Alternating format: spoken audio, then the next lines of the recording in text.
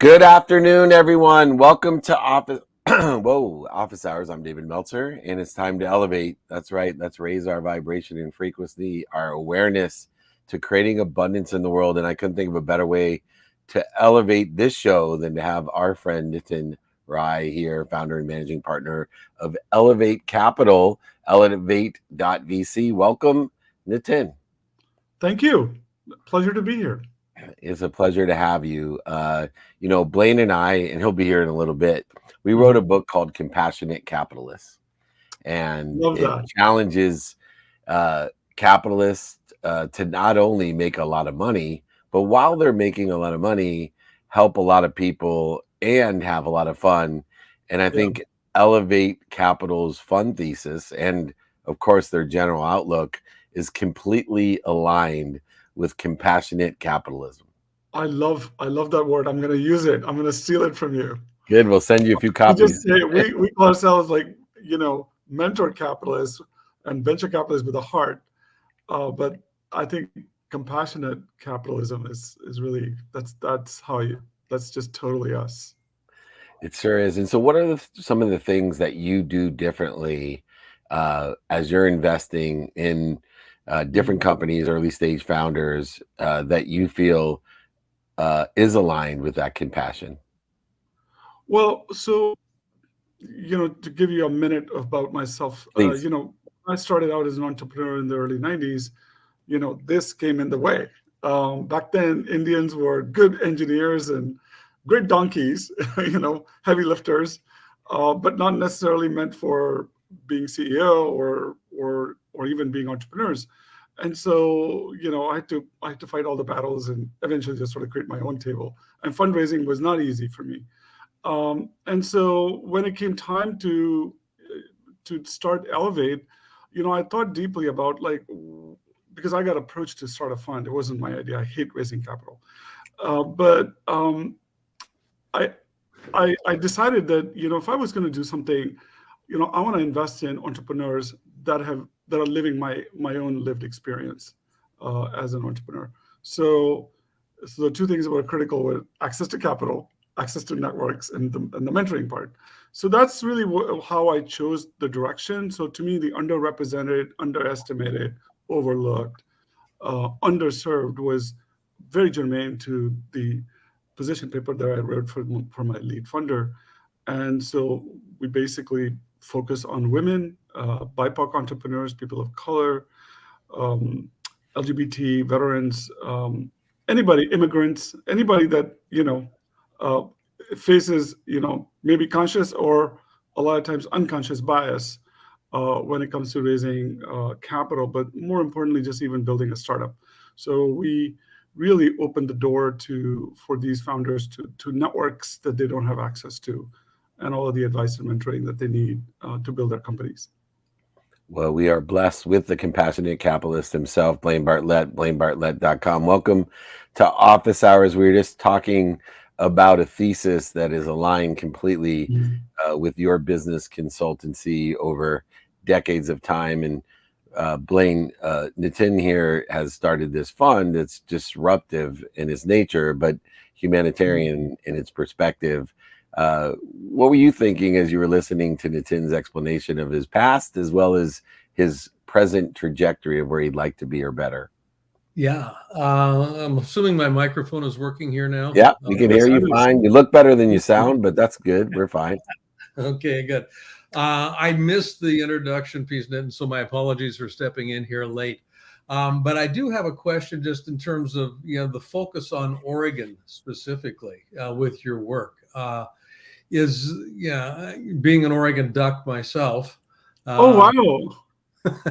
I was just intrigued, and also here in the Northwest, I've worked with a number of venture capitalists, particularly female, in the female VC space in tech.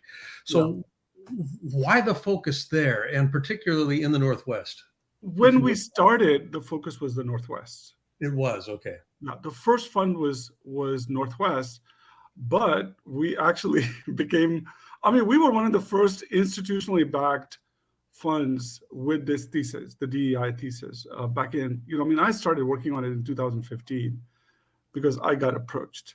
And as an angel investor, prior to that, I was, without even thinking about it, I invested in women, had great returns, invested in one Black entrepreneur.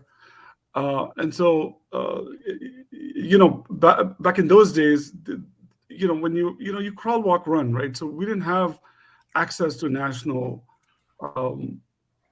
deals. We were, I was a fairly successful angel investor in Portland.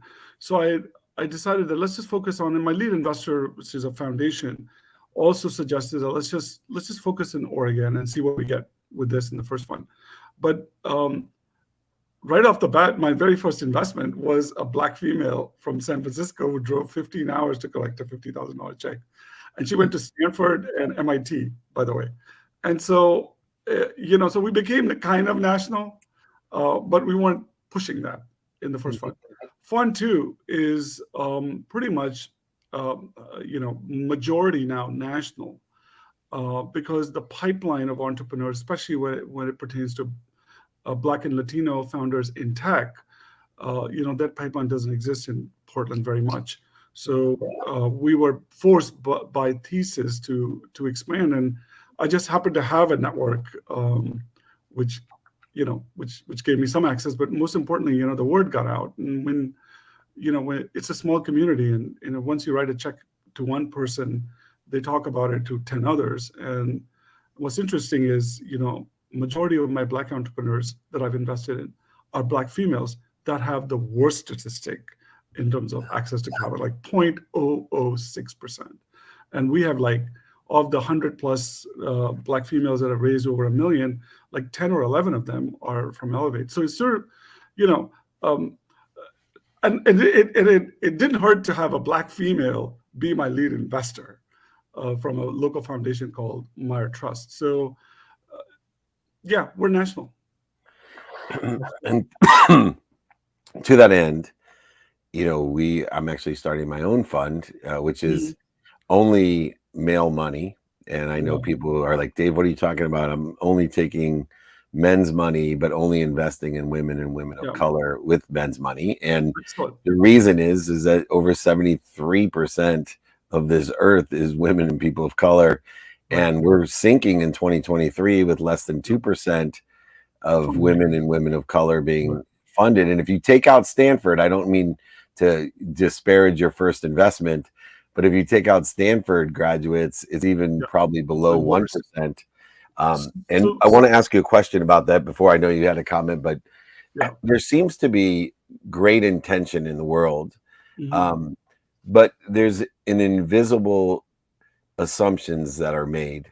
And how do we raise awareness to the invisible assumptions for middle-aged white men who have a lot of money, and for others who may have the greatest intentions, but yet they need to unlearn or at least raise their awareness to these invisible assumptions with good intentions? So, people talk about meritocracy a lot, right? I didn't go to a top-notch school. I went to a small college. You went to Oregon? I went to a small university in Nova Scotia. And in that vein, I'll make the comment because it's relevant. Majority of my investments are not in graduates of Stanford and Ivy League. Majority of them did not go to those schools. So we attract those kinds of entrepreneurs because those who went to Stanford, they have their own networks and they do get funded. Perhaps not as large in numbers, but yeah, that invisible. I think what happens is, and I faced that myself, right, is that investors pattern match to what they know, right? And they don't know what they don't know. And as an Indian entrepreneur, South Asian entrepreneur back in the day, I was getting pattern matched out too, Like I had a great idea. I had a, amazing idea, amazing business opportunity, but I was getting this unconscious bias because I didn't fit that mold that they're used to investing in. So what ends up happening is, and I faced that even as an engineer, I fought so many battles to, for a management position, I was given the position, but they said you only get the lead position, and I quit. I said, screw this. I'm going to start my own table, And I think so. What happens is that there is this unconscious bias, and people don't even realize kicks in because so what happens is the hurdles are higher, and women face this all the time. Mm-hmm. Women come more prepared, right? More prepared. Their ideas are more big. They've done the work, but still they get more no's, and because the bar is higher, and people don't even realize that the bar is higher. So what ends up happening is for people like us, people are either consciously or unconsciously looking at reasons on why we would fail, not how we would succeed. And you put a young 19-year-old in a hoodie with this big ass idea, and they're looking at, oh my God, what a great opportunity. I'm going to take a risk here, right? So you become risk averse the moment your thought process is about 18 different reasons why this would fail. Of course, you got to look at it from that perspective. But then when that becomes the more paramount evaluator in your mind, of course, you're gonna take a pass because you say, oh, that's high risk. That's high risk. I mean, the irony of this whole conversation, I'm thinking one thing. I went to the state of Oregon for raising money. I did get state of Oregon money, but the consultant back then, and I'm not going to name the name, I'd gotten some money for a little fund that I created to sort of co-invest with angel investing that we were doing. And he looked at me and he goes, why are you doing this? Why are you doing this impact thing? Aren't you in your own people? There's no money in impact. It's too high risk. And that was the pivotal point for me to say, you know what? By God, I'm going to do this, and I'm going to show you that there's money in this. And we already have that in our first fund. At the end of the day, the way we measure our success isn't just the returns that we're providing to our investors, but it is the amount of generational wealth that's getting created in a very expedient manner. And that's at the end of the day, how do you level the playing field? Is like these guys and gals, when they walk away with $15-20 million in about 4 or 5 years, net wealth to them, that's a lot of money. And they do good with it too. So, and that's like, for many of them, it's first bite at the apple, by the way. They've got second and third bites at the apple. So, we don't chase unicorns. We just want them to be rich. We want them to be wealthy enough that they can support their families, don't have to worry about a job, but then also contribute to their community and pay it forward. I love that. There were two pieces there that I really, resonated with. One was, just the nature of patterns. Yeah. And, so if you can, this is what I love about, disruptive and Elevate is certainly a disruptive force here. When you interrupt a pattern, different things become possible. Yes. So, and until you can interrupt the pattern, nothing happens that is different. No. So that whole piece. And so there's a question there about, how do you disrupt that pattern thinking? And I know that this is going to be a longer answer than we probably have time for, but it is something that I would love to explore with you at some point in time. Sure. That disruption in pattern. And the other piece had to do with risk aversion. People are far clearer about what they tend to lose than what they tend to gain. And the default, and this is a pattern again, the default is organized around what's at risk here? What am I going to lose? Not what's the potential upside on this. And I know that that's, kind of antithetical. We are evaluated, and I include myself because, even as a fundraiser, I've faced lots of hurdles. We are evaluated on our ability to fail and not our ability to succeed. And it's the other way around when I talk about the 19-year-old in a hoodie is that they get evaluated on their ability to succeed.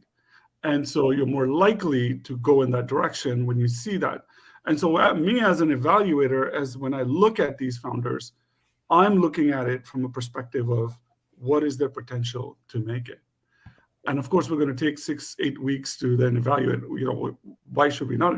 But that's how we think, because there's intentionality in that. And once you build that intentionality, and it comes with practice, right? You got to do a few, you got to get a few wins, and you got to be patient with some of these founders, because some of them come from really poor backgrounds and they don't have access to networks. And especially if you haven't gone to Stanford, you get to some state school, you don't have networks. So we open, so we do all of those things that automatically assigned to somebody who went to Stanford or Harvard or any of those schools. Wonderful. Nitin, thank you so much for being such a great compassionate capitalist. Blaine and I will send you a signed book as well, so you can get some insight on the genius of Blaine Bartlett. I'm sure he wants to talk to you afterwards. Elevate yourself, elevate others, elevate.vc. Nitin, come back and join us again. I would love to. Thank you. Great. Thank you. Great wisdom, great power. All right, now we're back on track. We got Blaine Bartlett here, and Ben Hartley is waiting in the wings, the Executive Director of Silkroad. And if you know any background about Silkroad, this is an honor to have Ben here as well, silkroad.org. Welcome to Office Hours, Ben. Thank you, David. Pleasure to be here. Well, you have quite an esteemed position in the world. It was well sought after. I know, I believe one of the creators of the nonprofit organization in which you lead today was created by the enormously famous cellist Yo-Yo Ma. And there was quite a huge pursuit for your position. What do you think it was that allowed you to be selected through that international search to run such an amazing organization like Silkroad? You know, I've worked in both business and the nonprofit sector all of my career. And Silkroad is that unique combination of a nonprofit. It's a 501c3. It raises funds, but it also has a true entrepreneurial spirit to it. It was founded by, as you mentioned, Yo-Yo Ma. Yo-Yo Ma, who is one of the few musicians, classical musicians, who transcends popular culture. And so you had a founder who had a vision, and his vision was around what happens when strangers meet. The idea that people from different cultures coming together. And he started that 23 years ago. And I was brought in just recently because Yo-Yo Ma has now exited the organization. He still likes it, supports it, but we have a different artistic director. And so this organization was going through a period of change. And so what I'm particularly interested in is when organizations go through change, monumental change, in this case, a founder leaving, and what happens next. And so I have experience with startups. I have experience in the world of culture and the world of media. And so I guess I went through many, many months of interviews, and they did a very careful and thorough search, and they ended up choosing me, for which I'm very happy. Me too. Yeah. You know, part of the mission of sorry, go on, David. Please go ahead. No, I was just saying that it's an organization that is at this pivotal moment where it has to, you know, when you lose a founder, when Tom Ford leaves Tom Ford, when Jack Dorsey leaves Twitter, when Bobby Brown leaves the makeup empire, Bobby Brown, in the world of business, you leave behind shareholder value, you leave behind corporate structure, you leave behind board members. And hopefully that goes on into the future. We're not sure about Twitter right now, but hopefully, you know, there's something existing there. In the nonprofit world, in the world of the arts, when a founder leaves, you're leaving behind intellectual property, and you're leaving behind a promise to whether it's viewers, whether it's funders, whether it's other participants. And how do you keep that promise when a new founder comes on board? And or a new lead, a new artistic lead. In our case, the organization went through a process. Not only did I come on, but 2 years ago, Rhiannon Giddens, who's a Grammy Award-winning artist, just won a Pulitzer. How do you pivot from one to the other? And that is where I spend a lot of my time working with organizations, and in particular with Silkroad right now, leading them through this transition. So it gives us an opportunity to understand that, you know, when you go from a founder, you need to be in service of a purpose, not a person. You need to have a clarity of mission. You need to think about who your stakeholders are. Why do you exist? You know, I always ask the question when I start with organizations, if we closed our doors tomorrow, who would care? No one cares, then maybe we should close our doors tomorrow because we've lost our way, we've lost our mission. And so those are all the questions that I asked when I joined before I joined and as I joined Silkroad. I love that. And one of the questions I've got here, interestingly, is, I mean, the promoting of collaboration amongst artists and institutions and multicultural artistic exchanges. But one of the other missions is to,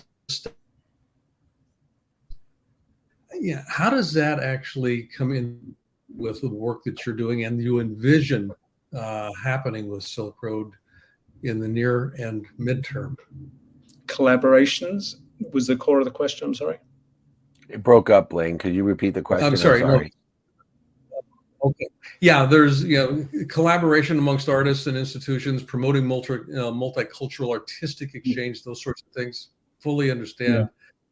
The studying of the ebb and flow of ideas, which is also part of kind of the mission, if you will, of the organization. How does that actually fit, and what are you seeing?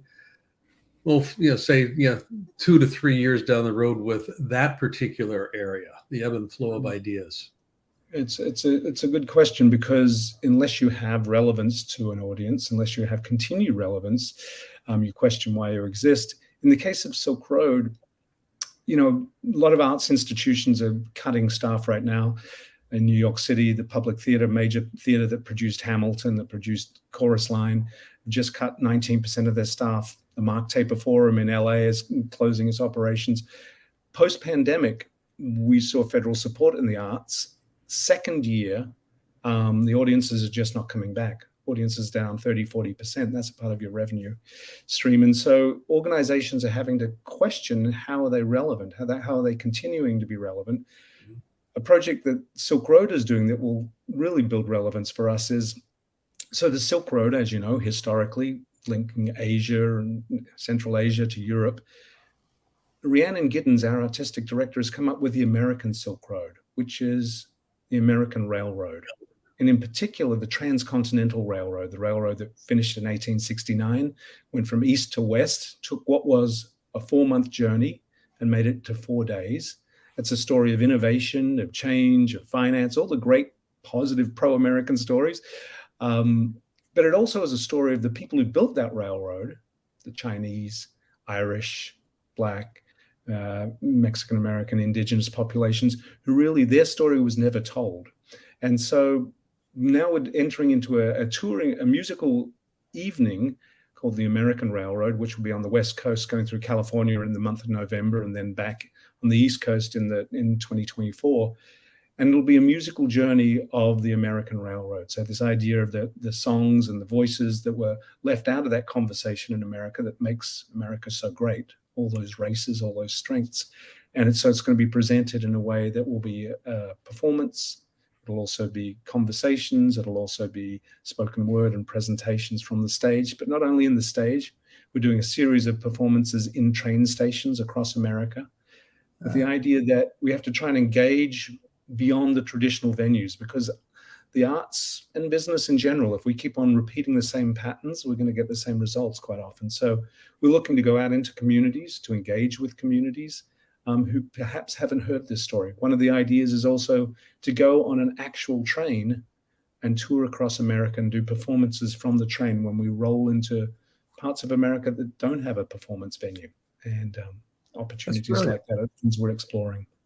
Extremely creative. And what's so interesting with your background, both in the public and private sector, is this omni-channel operation skill set that you have. And I'm curious, as you transcend into back into, I should say, the nonprofit world, we have marketing, finance, business development, fundraising, and of course, being able to collaborate in the management roles in order to lead a company to a place by breaking those patterns, those, as I said previously with the last guest, these invisible assumptions that can kill a nonprofit organization.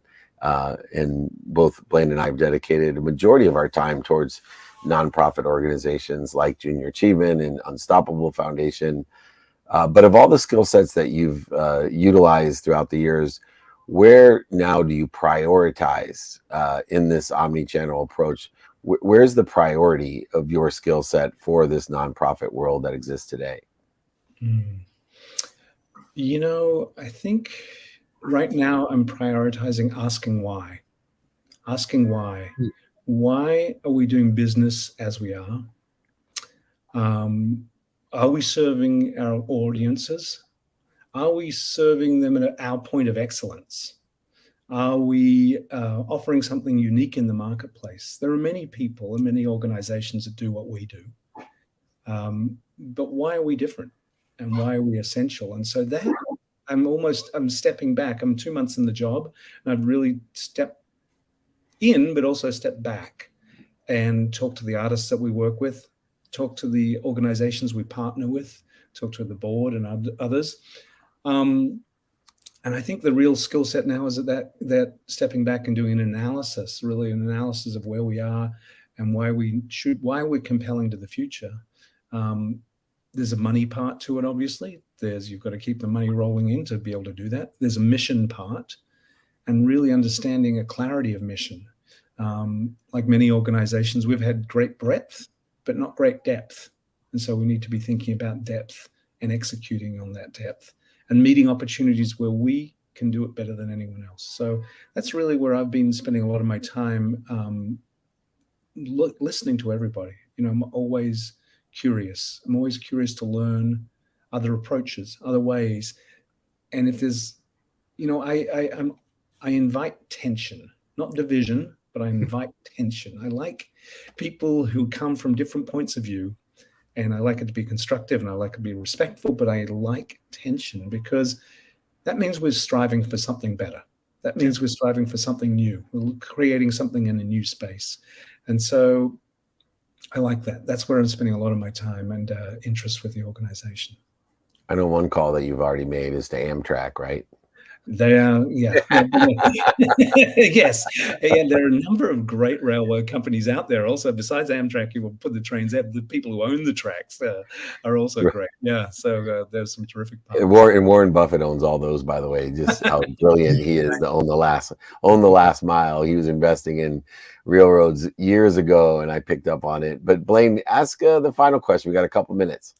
Yeah, the idea of asking why here, and it's tied into relevance, and the idea of and I'm going to use the word very broadly here, generically here, in the mind of your consumer, your key stakeholders, what would you say is the thing that makes you most relevant today in their minds? It's a question I ask every day, the staff and the artists we work with. Why are they choosing to partner with us? Mm-hmm. Why are they booking us on a tour? Why are they calling us? If they're calling us, and really what is essential to Silkroad has always been dialogue, not monologue. The idea that we can bring together conversations from different parts of the world, different traditions. So we have musicians who are trained in Western classical music, gone through the conservatorium system, but we've got also musicians who learned how to play the tabla in India at their grandfather's feet in their local rural area. So that idea is core, that conversation that happens between people and always being open to that conversation. That's why people are talking to us. That's why they're interested in what we do.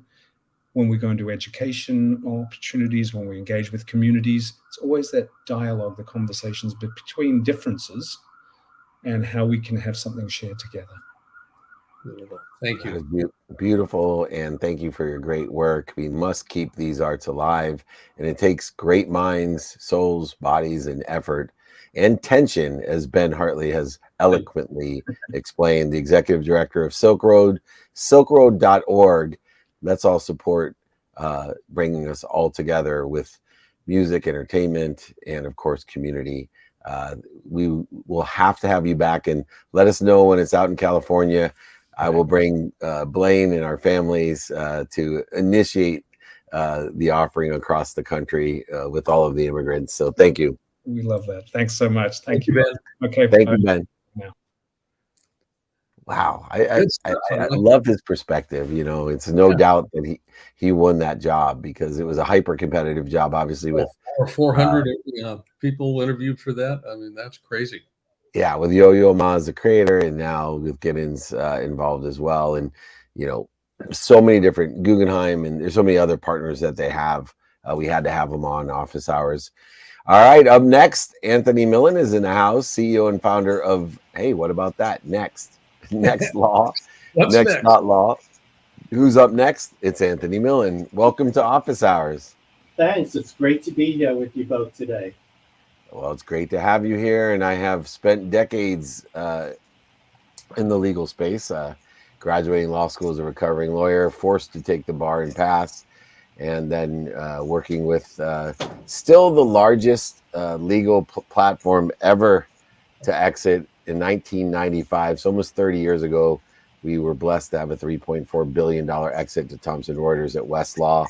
But as the founder of Next, I am sure you are looking at the Next West, helping startups and emerging companies. What are you guys doing in this space in order to facilitate finding who's the next super success?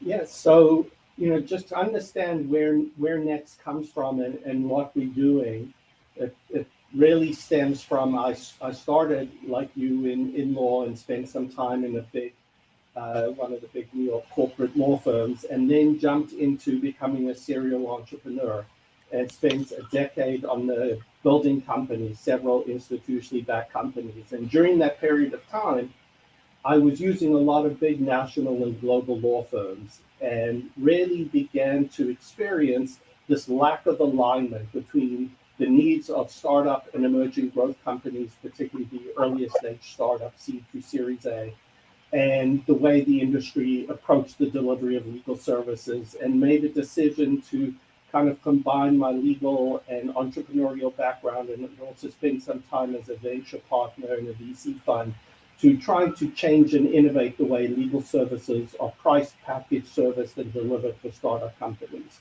And what we've done at Next is first we tackled kind of three core pain points or challenging areas. The first was, how do you bring predictability to legal fees for startup companies where every dollar is already planned for and budgeted before it's even in the door? And what we've done is we've taken a broad range of legal services around financings and employments and conversions and Delaware flips for global startups, and a broad range, several dozen of these, and literally productize them into fixed price packages that combine education, strategy, the legal documents, all for a fixed price. So you know exactly what you're getting, and you're getting very sophisticated, high quality, high touch legal services. The next pain point we tackled was how to devise and put together a model where you always have access to seasoned attorneys. Because often as a startup company, you're not getting that access and those years of experience that come with it. And so we've set up a model where you always have access to seasoned attorneys. We've brought in a multi-level customer services model with customer relationship managers. And so that was the second. And the third is technology, how to bring technology to bear in the legal services for startup companies that makes the whole experience client-centric. So how do you make it transparent? How do you make it efficient? And how do you make it collaborative? So those were kind of the foundational components of what we did when we first started, and then we kind of expanded from there. That is really comprehensive. I mean, just, it's kind of, I'm sitting here kind of going, wow. And a couple of the startups I've been involved with, I would have loved to have had some of this in my hip pocket. What's the barrier to entry for you and your services in this regard? And what I'm thinking of here is somebody that is a relatively new entrepreneur, hasn't done much, or has much experience in fundraising or anything else that's associated with that, and I've just got to assume that they have an enormous blind spot relative to the legal necessities in that process. So just, what have you found that needs to be overcome just in terms of an educational component? So, You're exactly right. One of the biggest areas of the value that we provide is in the education and guidance, particularly for first-time founders who haven't been through this before. There are so many pitfalls and blind spots in each area. In fact, we built out something called the Seed to Series A roadmap, which lays out all of the blind spots that most founders will commonly fall into if they're not knowledgeable and prepared for it. And we built packages around each of those pitfalls, each of those challenges. In terms of working with us, we believe every entrepreneur who is willing to put in the time and effort and 24/7 that you both know as entrepreneurs yourselves to build something and bring a vision and creation into the world should have a chance to do that. And so we work with companies who are just putting their idea together, companies that are raising seed financing for the first time, Series A, and we've set it up in a way that companies can stay and grow with us all the way through $70-million exits. And we, in terms of this area that you're talking about pitfalls, we also, our mission is to empower startup success. We go much broader than just the legal piece. And what we realized early on is, as often the first professionals working with startups, there are other areas that they need help with. And so people would say to us early on, I'm doing a round, where do I get D&O insurance? What is D&O insurance? How do I find it? How do I get a 409A valuation? Who should I use for accounting? And so one of the next things we did is we built the Next Marketplace, which has over 100 service providers in all of these different areas that founders are going to need help with as they de-risk and grow. We launched Startup U, which is a masterclass educational platform of educational content for founders. We've launched Next Raise, which is a whole platform designed to help founders be investor ready and then to connect to investors in a more efficient and scalable way, because you spend months trying to get in front of an investor. And if you're not ready, you're not investor ready, all that effort and time. So those are the kind of things we continually challenge ourselves to fulfill that mission of empowering startup success. Wow, Anthony, I mean, thorough is not the word that I'm thinking of, but there's this other side of the equation that I actually was thinking about, and it comes from being a serial entrepreneur, raising money and utilizing bigger law firms that believed in me probably more than my company, and it's mitigation of risk for the law firm. How does Next mitigate risk when you're working with startup companies and the majority of them may not be able to pay their bills for a long time or may not ever pay their bills? How are you counteracting the economic risk in working with so many startups in this way? So what we've done is we broke the legal services down from these hourly bills at these incredibly high rates that just add up month to month, and you turn around and you owe $100,000. We broke it down into individualized products. So the way it works is, if you want to set up your company or you want to bring on employees or compensate your employees, we have these packages that you purchase. You're not accruing these long unknown, ever increasing bills that you discover one day. So, we're not we put our packages in an area where they're manageable, where they're fair. We pass a lot of the efficiencies that we bring to the delivery of services and a much lower cost structure to be able to price these services in a much, in a way that not every startup, but most startups will be able to access. And so rather than kind of the wheel of ever increasing fees and deferred fees, and the bill becomes due one day and you don't have the capital, you're able to step in and acquire. And also, it's important as a founder, and again, you both know this, having been through this, sometimes you can't do everything that you want to do. You also trying to build your product, and you're trying to develop a marketing team or a plan. And so the other thing you have to do as a founder is learn which things do you have to do right now, because they're critical to getting to that next step. They're the bridge to the next step. Which things can you once you've raised your next round, you can kind of come back and address and deal with. And so Yeah. those are kind of some of the ways that we do this. That's again, I'm actually kind of blown away with this. This is you talk about a one-stop shop. This is and affordable. This is really cool, which kind of leads me to a question here, just in terms of a personal acknowledgement of you, Anthony. Talk a little bit about your nomination at Legal Week. What's that about? Huh? Thank you for bringing that up. That was very exciting for us because we're in a world with these multi-billion-dollar firms, and the fact that the largest legal publisher in the industry recognized, even though we're much smaller still versus some of these much larger firms, but they recognize the innovation and value that we bring into startups. And so we were recognized as the Startup and Emerging Growth Company Law Firm of the Year in the United States. And then this year we were finalists for the Best Law Firm for Startup Success, the next group within Shulman Rogers.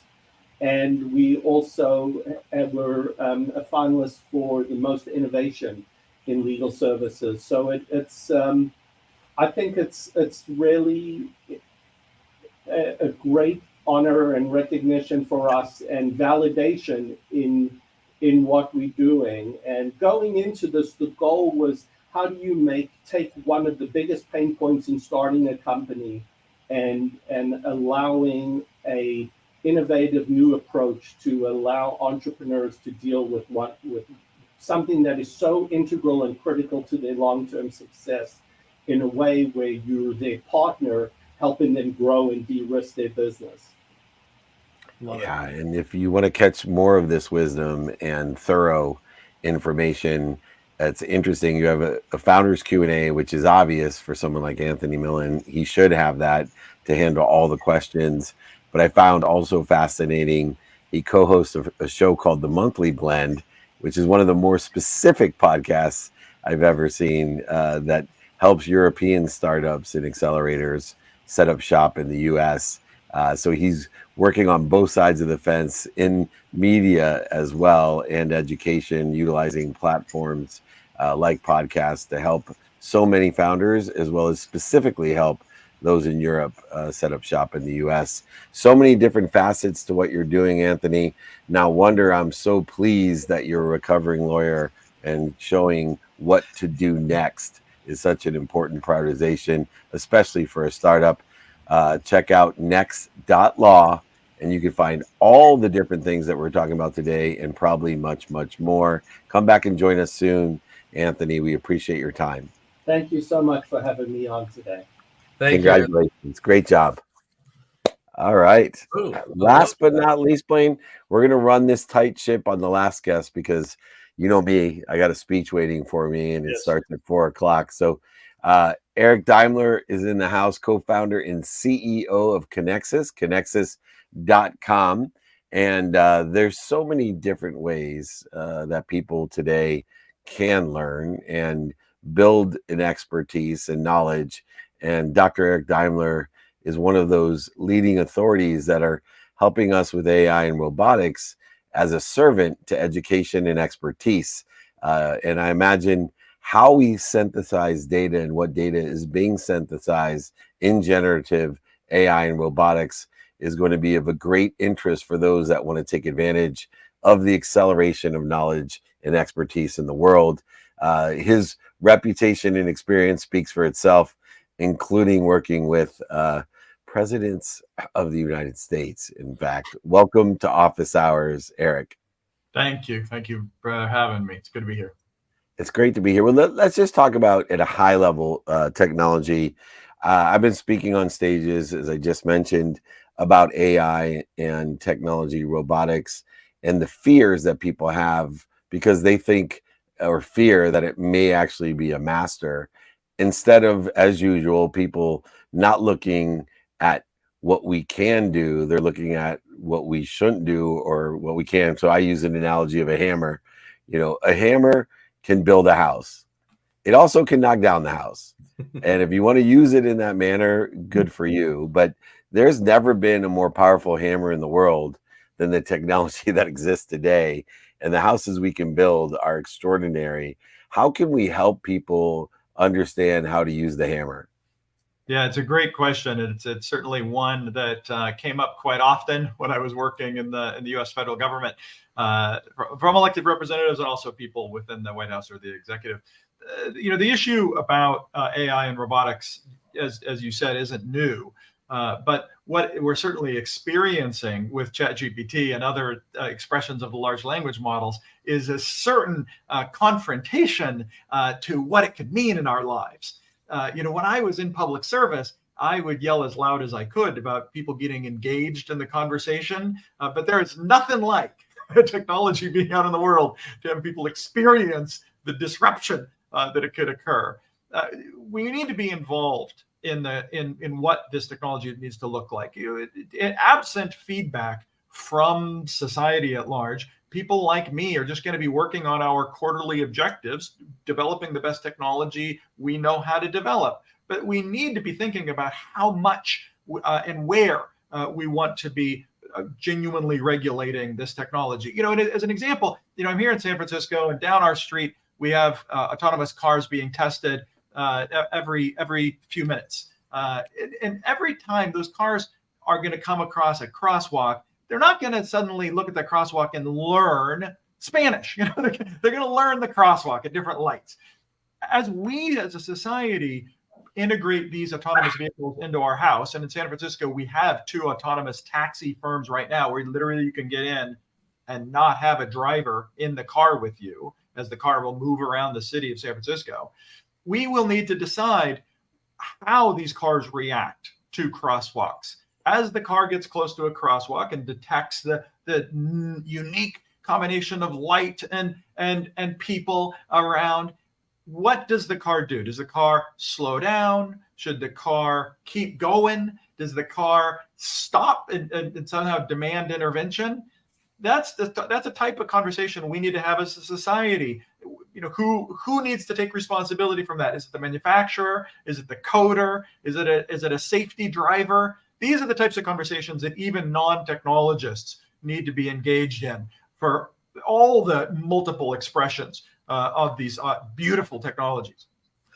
Ed, you're bringing up an old memory that I have when I did work with Nokia, and this goes back to the mid '90s, late '90s, and I'd be in their labs, just looking at some of the stuff that they were doing, and they had all of these engineers. I mean, just brilliant hardware and software engineers developing these amazing telephones in the amazing network infrastructure.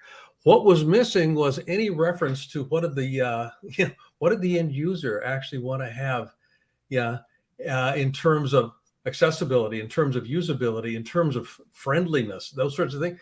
They were designing based on an engineering context and what's possible, and how that gets mitigated, I think, is exactly what you're speaking to, Eric. How does it get mitigated? It's important that we all think about what is easy and then what is hard. And that really comes from an understanding a little more deeply about how the technology works. This is where I encourage people to take some amount of computer science courses, whether they're learning to program in Python or they're just trying to learn computational thinking, or what I'm going to advocate here is category theory, which we could talk more about. We can't really predict what's going to happen 10 years out with any degree of specificity. I mean, I remember in the early 2000s, I had a nephew asking, where they should be placing their career. And I could have a general concept based on the technologies at the time, what could appear in a decade hence, but I couldn't have predicted the exact expression of the iPhone. And even if I did, this is what you can remember today.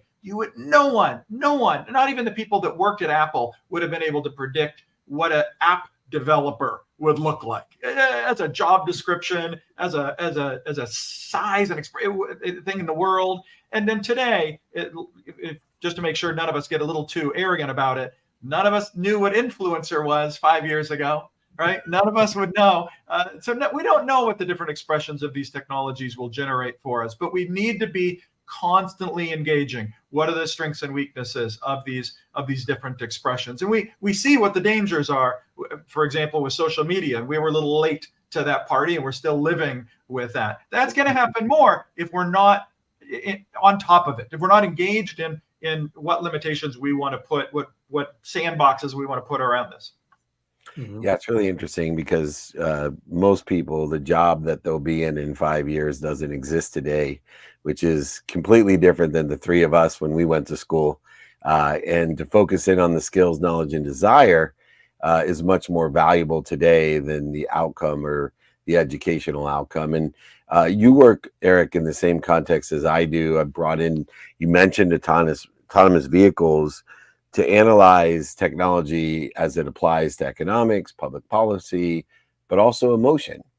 And one of the aspects with the autonomous vehicle that is hard to understand in the world of giving up control is how will public policy, economics, and emotion deal with the fact that the cars, the autonomous vehicles, will make mistakes and they will cause property and personal injury, but at far less of a degree than human beings.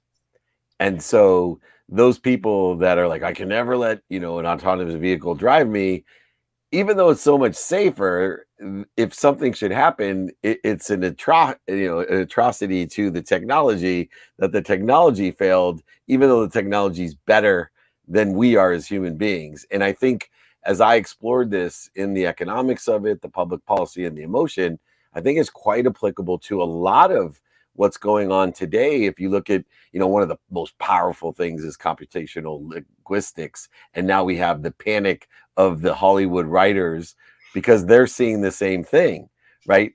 That, hey, there's a lot of superiority to the linguistic part of it. So how do we deal with this emotional aspect in the context of economics and public policy?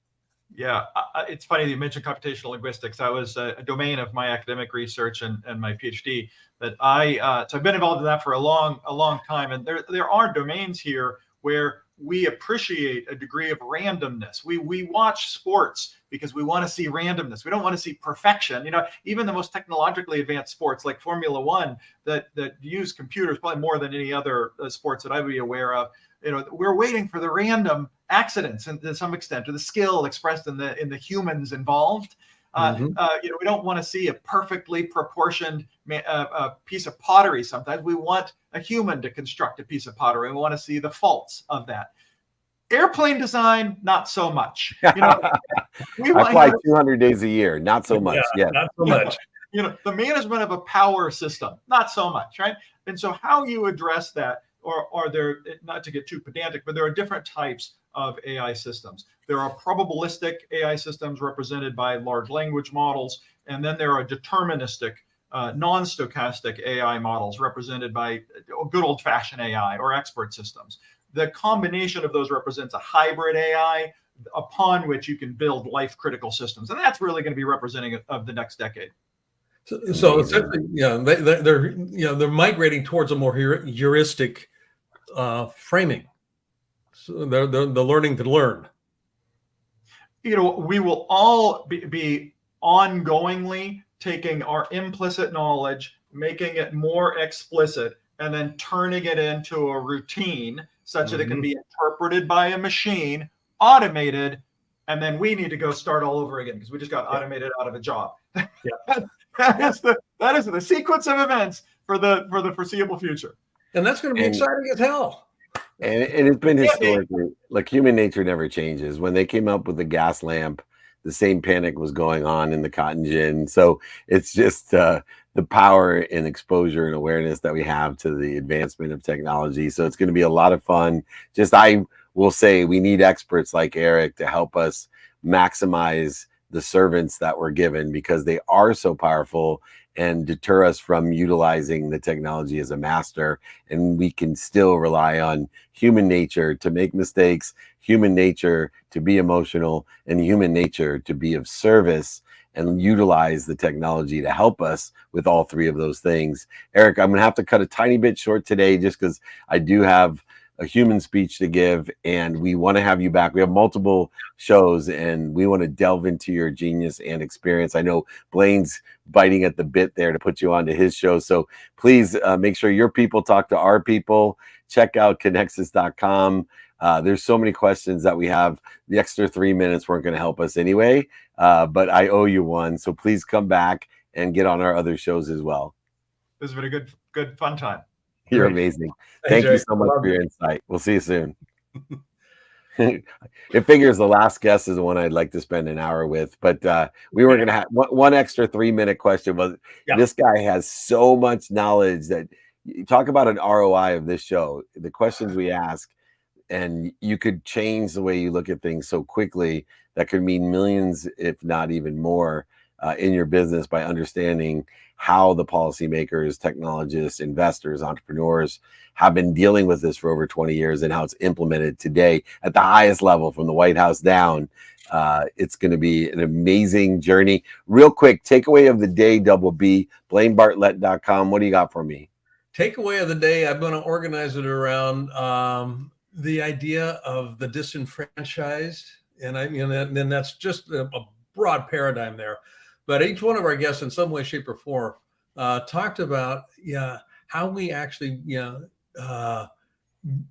serve that disenfranchised, whether it's through investing, making available to minorities, women, whatever it might be. The whole legal piece. How do I access? If I'm disenfranchised from from a lack of knowledge about what I need here, but also in the AI space and that whole robotic space. The need to be able to be served so that there's actually more of a level playing field, and it's about connection. So there you go. Thank you. And mine is the invisible assumptions that we make, and a lot of times we're making judgments which are opinions based on ignorance and doubt, and if we can elevate the awareness to the invisible assumptions that people have made, we can collaborate and coordinate with those much better and maximize collective conscious in a better trajectory towards what we all want in providing more value to each other. Blaine Bartlett, I will see you next week. It's so nice to be at home. We used to do this during COVID all the time in the same setting, and you never know what car, plane, train, automobile, hotel room either of us is going to be in, but they're sure nice, just like Dorothy said. It's nice to be home. Send my love to everyone. The incredible Blaine Bartlett. Take care. Hundreds of episodes of Office Hours. Check them all out. You can catch Blaine Bartlett. I got to jump. I got 120 seconds to get to my speech. I appreciate everyone. Reach out to me if you want to join us for anything, trainings, guides, books, exercises. 6 a.m. Pacific time tomorrow. Free Friday training.